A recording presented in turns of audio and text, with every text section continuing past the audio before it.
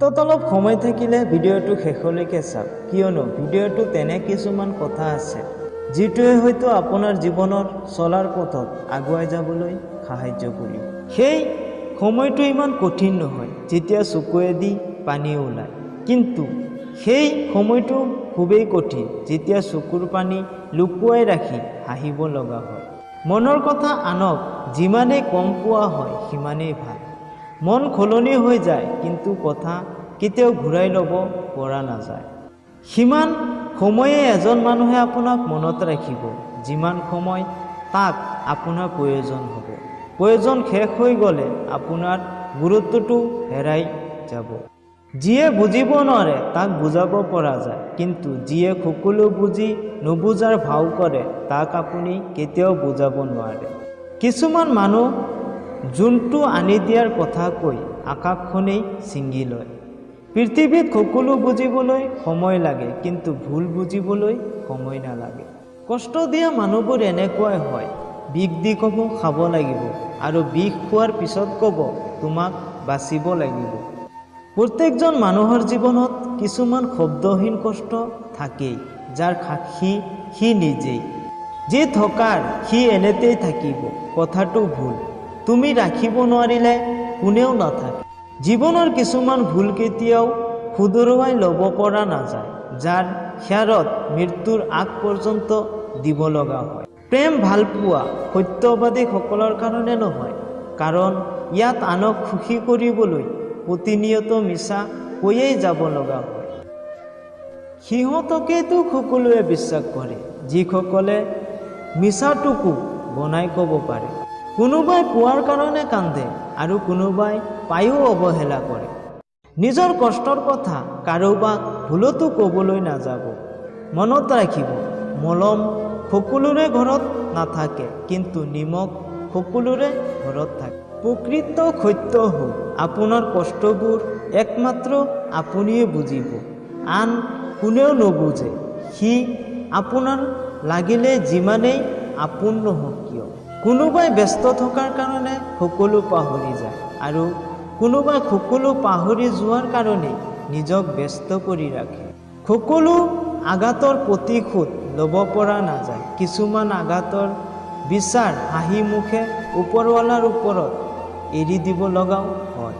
খঙেৰে কাৰোবাক বহুতেই আঘাত কৰি কথা কোৱাৰ পিছতো যদি সি চুপ থাকে, তেনেহ'লে এইটো বুজি নল'বা যে সি কষ্ট পোৱা নাই বুলি। জীৱনটো কান্দি কটালে বহুত লম্বা বুলি মন হয়, আৰু হাঁহি কটালে তুমি বুজিবও নোৱাৰিবা যে কেতিয়া শেষ হৈ গ'ল। কাম কৰাৰ সময়ত আৰাম কৰিলে আৰাম কৰাৰ সময়ত তোমাৰ কাম কৰিব লাগিব। সেয়ে সময় কামত ব্যয় কৰা, অকামত নহয়। এই পৃথিৱীত যিমান ভাল মানুহ আছে সিমান বেয়া মানুহ আছে। বেয়া মানুহৰ মাজত যেনেকুৱা কিছুমান ভাল গুণ আছে, তেনেকৈয়ে ভাল মানুহৰ মাজতো কিছুমান বেয়া গুণ আছে। যেনেকৈয়ে মন চাই তুমি তেনেকৈয়ে জীৱন কটোৱা, কিন্তু এনেকুৱা কাম কেতিয়াও নকৰিবা যাতে মানুহে তোমাৰ মা দেউতাৰ ফালে আঙুলি উঠায়। আনক কন্দুৱাব গৈ কিছুমান মানুহে নিজেই কান্দি লয়। এনে কিছুমান কথা আছে যিটো মনত পৰিলে যিমানেই হাঁহি ফূৰ্তিত নাথাকক কিয় তেতিয়াই মন বেয়া হৈ যায়। কোনোবাই কাৰোবাক এৰি বাচি থাকিব নোৱাৰে, এইটো একেবাৰেই বেয়া কথা। সকলোৱে বাচি থাকে আৰু ভালকৈয়ে বাচি থাকে, কিন্তু মৰি যায় মানুহৰ সপোনবোৰ। চৰিত্ৰটো ঠিক কৰক, এইটোৱেই থাকিব মৃত্যুৰ পিছলৈকে। টকা পইচা ধন সম্পত্তি সকলোৰেতো মৃত্যুৰ পিছত ভোগ কৰে অন্যজনে। মানুহে যেতিয়াই তোমাক কষ্ট দিব তেতিয়াই তুমি তাক নিজতকৈও বেছি ভাল পাবা। কেৱল পইচাৰ পিছত দৌৰিলেই মহান ব্যক্তি হৈ নাযায়। মহান ব্যক্তি হ'বলৈ হ'লে ডাঙৰ সপোন দেখিব লাগিব। কোনোবাই তেওঁক সুধিছিল, আপুনি ইমান ডাঙৰ, আপুনি ইমান জ্ঞানী, তথাপিও আপুনি তলত কিয় বহে? তেতিয়া তেওঁ এটা হাঁহি মাৰি কৈছিল, তলত বহা মানুহ কেতিয়াও পৰি নাযায়। তোমাৰ জীৱনত যিমানে সমস্যা আহিব সিমানে তুমি সফলতা পাই গৈ থাকিবা, কাৰণ সকলো সমস্যাৰ লগত এটা সুযোগ লৈয়ে আহে।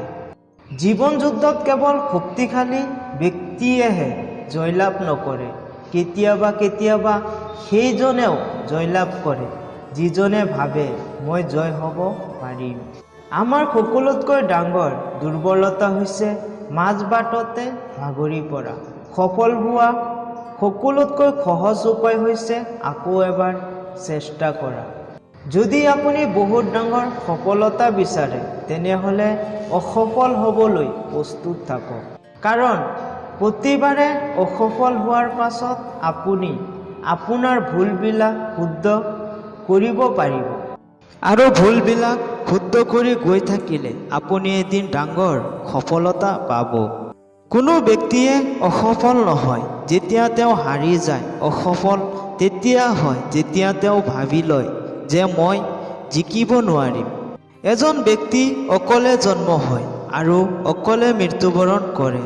তেওঁ ভাল আৰু বেয়া কৰ্মফল নিজে ভোগ কৰে আৰু তেওঁ অকলে স্বৰ্গ বা নৰকলৈ যাত্ৰী কৰে। শিক্ষা সকলোতকৈ ভাল মিত্ৰ। এজন শিক্ষিত ব্যক্তিয়ে সকলো ঠাইতে সন্মান পায়। সফলতা পাবলৈ হ'লে ভাল বন্ধুৰ প্ৰয়োজন, তাতোতকৈ বেছি সফলতা পাবলৈ হ'লে ভাল শত্ৰুৰ প্ৰয়োজন। ভাগ্য মানে আগৰ জন্মৰ কৰ্মফল, আৰু কৰ্মই ভাগ্যক সলনি কৰিব পাৰে। গতিকে নিজৰ ওপৰত বিশ্বাস ৰাখি কৰ্ম কৰি যাওক, এদিন সফলতা নিশ্চয় আহিব। অপেক্ষা নকৰিবা, তুমি যিমান ভাবিছা তাতোতকৈ দুগুণ তীব্ৰতাৰে সংসাৰখন আগবাঢ়ি গৈ আছে। আনৰ কথা শুনাজনে ভাঙি যায়, নিজৰ কথা শুনাজনে নিজকে গঢ়ি লয়।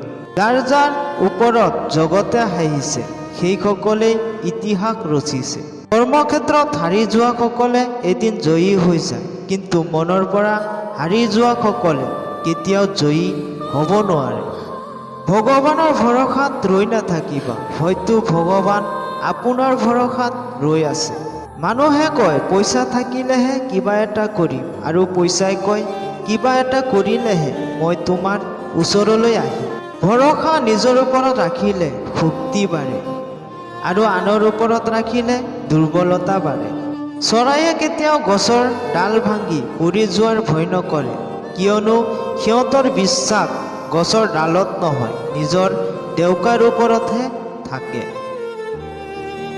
সেইদৰে আমিও জীৱন যুদ্ধত পৰি নাযাবলৈ হ'লে নিজৰ ওপৰতহে বিশ্বাস ৰাখিব লাগে, আনৰ ওপৰত নহয়। ধন্যবাদ বন্ধুসকল, আজিলৈ ইমানেই। লগ পাম পৰৱৰ্তী ভিডিঅ'ত। যদি ভিডিঅ'টো ভাল লাগে প্লিজ এটা লাইক কৰি চেনেলটো ছাবস্ক্ৰাইব কৰি লওক। তো আজিলৈ ইমানেই। ভালে থাকক, সুস্থ থাকক, কুশলে থাকক। জয় আয়ক।